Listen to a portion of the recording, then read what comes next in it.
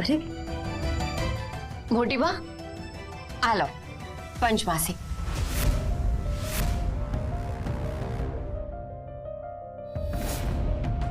આપણે ગર્ભવતી સ્ત્રીઓને બાંધતા હોઈએ છીએ ને.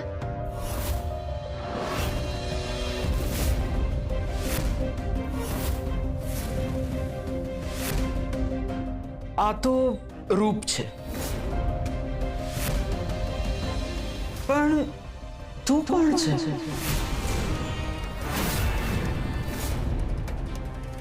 મોટી બા હું સરગમ. સરગમ? મોટી બા યાદ કરો,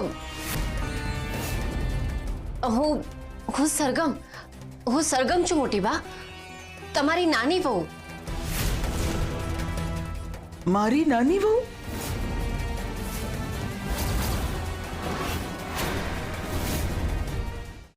મોટી બા મને કેવી રીતે ભૂલી ગયા? હવે એમને શું યાદ અપાવું? કંઈ નહીં, એમની સ્થિતિ જેવી છે કે જેમાં એ બિચારા પણ કંઈ નથી કરી શકતા. મોટી બા તમને યાદ નથી તો કોઈ વાંધો નહીં, હું પછી આવું છું.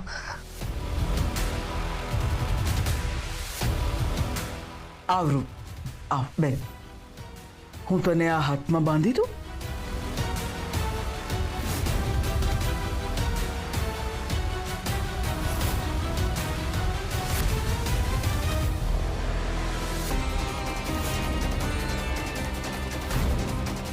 પેલી સુખડી મેં જે તારા માટે બનાવી હતી એ ખાય છે ને તું? પેલું પુસ્તક મેં તને જે આપ્યું હતું એ વાંચે છે ને તું? હા વાંચજે. હા, એનાથી પરિવારનું બાળક બહુ જ સંસ્કારી આવશે.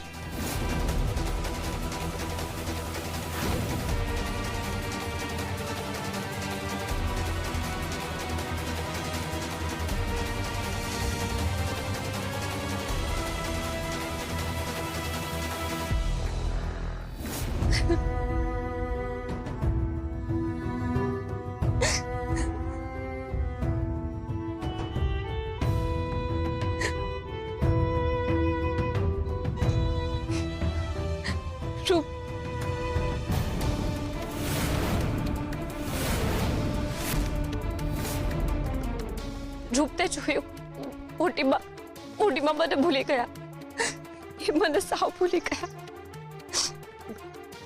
પણ કોઈ વાંધો નહીં, મને તો યાદ છે ને. જો એ 100 વાર ભૂલી જશે તો 100 વાર યાદ કરાવીશ, જો એ 1000 વાર ભૂલી જશે તો 1000 વાર યાદ કરાવીશ.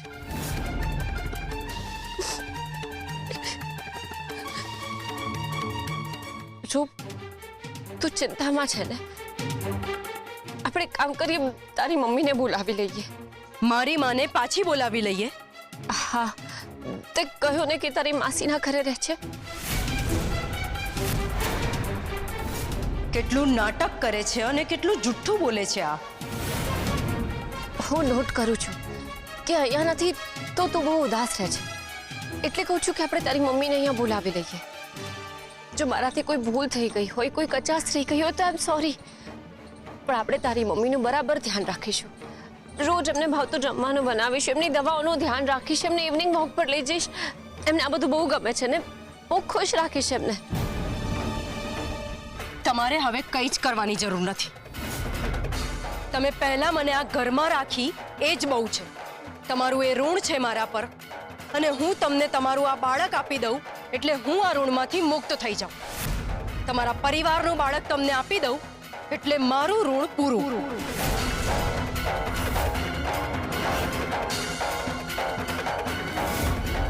શુભ તું કેમ આવું બોલે છે? હાથ જોડું છું તમને. હવે મારી માં વિશે મને ના પૂછતા. હું એની દીકરી છું એટલે તમારા કરતા એના માટે મારી જવાબદારી વધારે છે. અને સાચું તો એ છે કે તમારી એના માટે કોઈ જવાબદારી બનતી જ નથી. એટલે તમે આ ભાર લઈને ના ફરો. તમે મુક્ત થઈ જાઓ મારી માની ચિંતામાંથી. તો તને શું થઈ ગયું છે? તું કેમ આવું બધું બોલે છે? એ તમને નહીં સમજાય.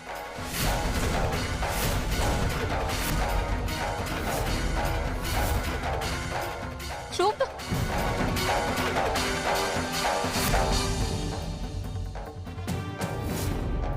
શુભના મનમાં શું ચાલે છે અને શું થઈ ગયું છે? એને કેમ આવું બધું કહ્યું?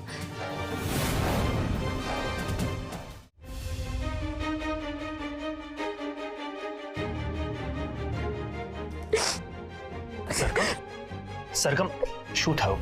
આમાં શું થયું? શું થયું તને?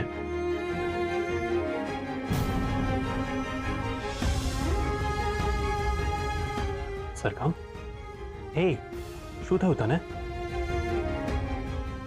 સરગમ, કઈ વાત છે જે તારે મને શેર કરવી છે? તને શું થયું છે? એક નહીં, બે વાત છે. તને ખબર છે ધ્વનિત, મોટી બા મને ભૂલી ગયા. હું એમને યાદ જ નથી.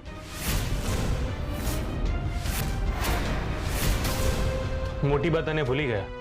અરે એ શક્ય જ નથી. પણ એવું બન્યું છે. મોટી બા એમની નાની વહુને ભૂલી ગયા. મોટી બા મને ભૂલી ગયા, એમની નાની વહુને ભૂલી ગયા. સરગમ, તું અત્યારે ઢીલી ના પડીશ.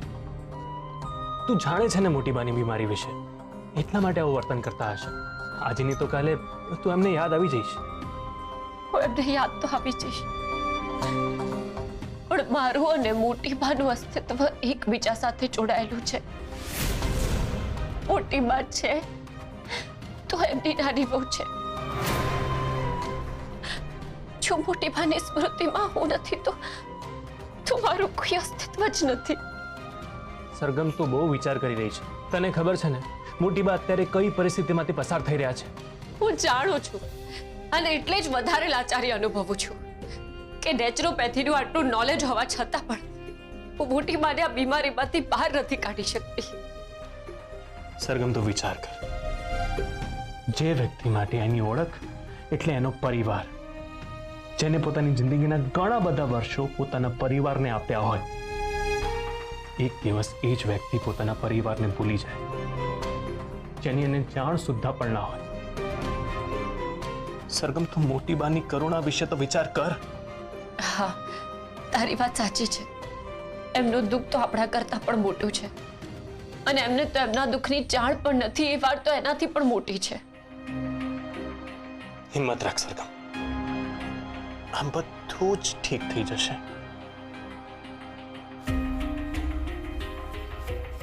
ચાલ, તું મને એમ કે બીજી વાત કઈ છે? બીજી વાત રૂપની છે. રૂપ વિશે? રૂપે આજે જે રીતે અને જે કહ્યું મને એને પહેલા ક્યારેય નથી કહ્યું. એવું તો શું કહ્યું એને? એણે કહ્યું કે આપણે એને આ ઘરમાં રાખી એ ઉપકારનું ઋણ ચૂકવવા માટે આપણા બાળકને જન્મ આપશે.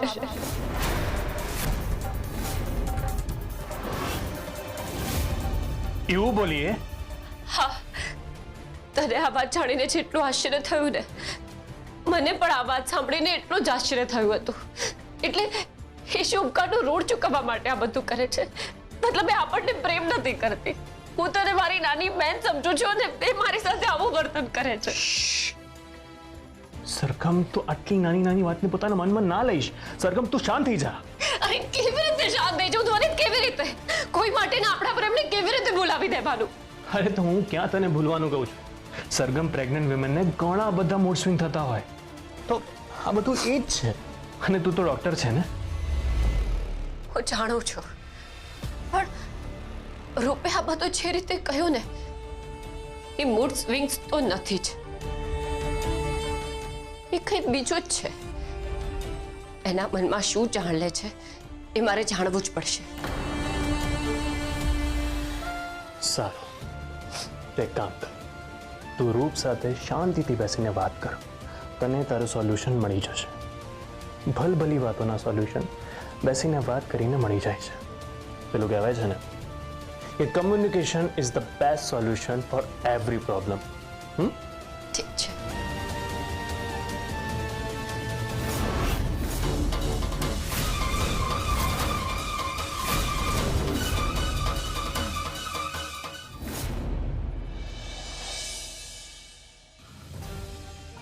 મોટી બા, હું આવતા અઠવાડિયે પેઢીના ગામથી મુંબઈ જઉં છું. અને ત્યાં મારો કોલેજનો ફ્રેન્ડ છે ને એ જ્વેલરીનો શોરૂમ શરૂ કરવાનો છે, તો હું વિચારું છું કે એના ત્યાં જતો આવું તો આપણી પેઢી માટે આપણને ઇન્સ્પિરેશન મળે. પણ આવતા અઠવાડિયેથી તો નવરાત્રિ શરૂ થાય છે ને? હા મોટી બા, આ તો એકદમ સાચી વાત છે. તો મોટી બા, આ વખતે નવરાત્રિમાં શું પ્લાન છે? બેટા, આમ તો કંઈ ખાસ પ્લાન નથી, પણ વિચારું છું કે અનુષ્ઠાન કરવું છે. હા હા, ચોક્કસ આપણે ઘરમાં અનુષ્ઠાન કરાવીશું.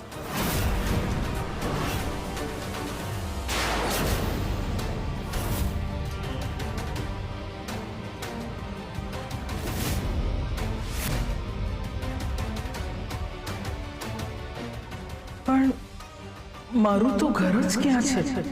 હું અનુષ્ઠાન ક્યાં કરીશ?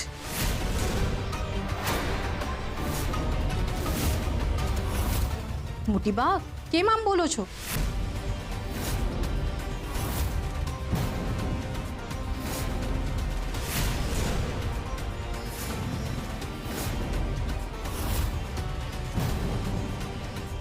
તમે કોણ છો?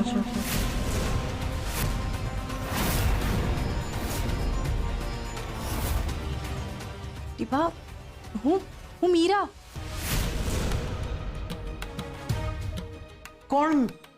કોણ મીરા?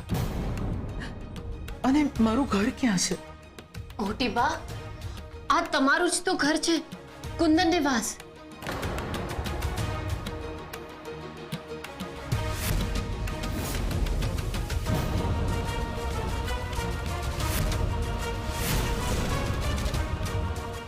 તમે કોણ છો?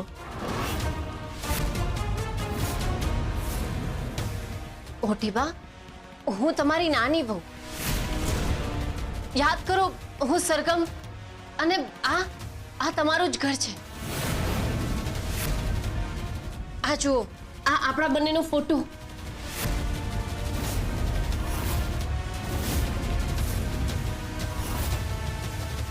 મોટી બા, યાદ કરો, આ સરગમ છે. મને સાચે યાદ નથી આવતું કે તમે કોણ છો. એવું નથી કે હું ભૂલી ગઈ છું, મને યાદ નથી કે આ કોણ છે.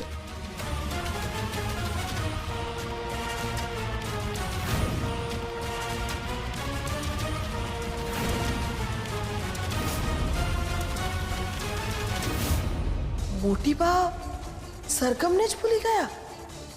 સવારે ઝવેરી પરિવારને ભૂલી ગયા હતા અને હવે સરગમને પણ.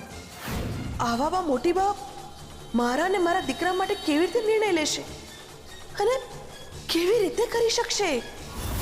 મોટી બા તો કઈ નિર્ણય નહીં લઈ શકે, પણ હવે મારે જ કંઈક કરવું પડશે. મોટી બા ભૂલી જાય છે અને એમની આ બીમારીનો ફાયદો ઉપાડીને હું કંઈક કરીશ.